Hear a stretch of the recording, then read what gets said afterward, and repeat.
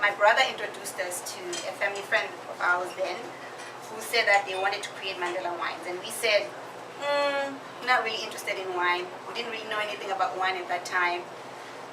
We enjoyed it around the dinner table and around the lunch table, and that was the extent of our knowledge.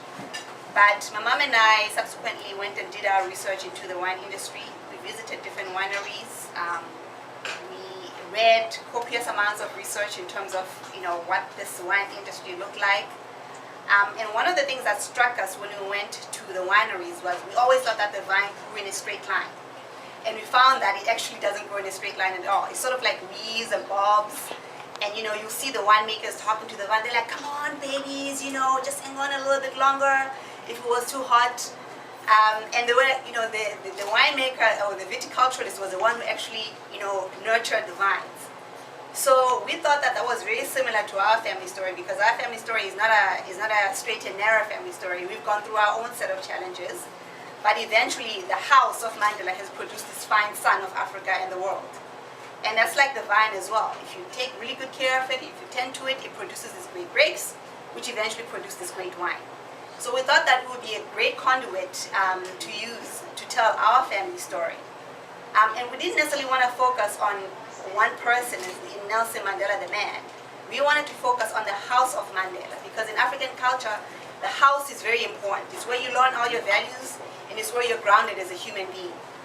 So we wanted to tell that story.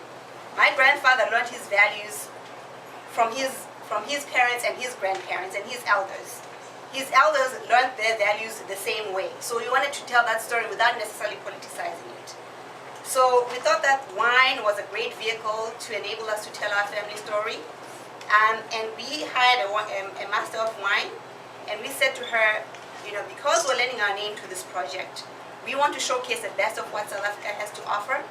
So we have certain requirements in terms of what the wineries should have. So they should always treat all their workers with dignity and respect. That was a non-negotiable for us. They should maintain the biodiversity of South Africa for generations to come. And we wanted them to generally produce really, really good wines. So quality for us was also another non-negotiable. So we initially started off with the Royal Reserve, and the Royal Reserve is our super premium range of wines. So we chose the Chardonnay, which was produced by Thelema, the Cabernet Sauvignon, which was produced by Hutchenberg, and the Shiraz, which was produced by Fairview. And then subsequently, we produced the Tembo collection, because we wanted these wines to be available to everyone. And the Tembo collection of wines is our more affordable range of wines. And you see, we call it the Tembo collection because we ourselves are Tembus. People will often go to South Africa, they will say, oh, you're Xhosa speaking. No. Your people are Xhosas. No, we're not Xhosas. There's Xhosa speaking groups. And underneath those groups is what you call the Galegas, there's what you call the Mpondomisas, and there's what you call the Tembus. And we call it the Tembo collection because the Tembus, by their very nature, were very hospitable and welcoming people. And actually, those characteristics are actually mirrored in the styles of the wines, because the wines are very easy to drink, everyday wines. You'll see that they actually have a very, very interesting labels. And these were inspired by what you call my grandfather's Madiba shirts, which he wore because he wanted to be more accessible as his leader. He didn't like wearing suits. He felt that they constricted him. And he wanted to wear something that was far more laid back and approachable. And that fitted the styles of the wines very well as well. So that's why we chose it. All these wines are fair trade certified. And we did that deliberately because we wanted to give back to the people that actually create these wines. And these are the farm workers. So the fair trade, there's a premium that's placed on the wines, and that premium goes back to the wine workers themselves.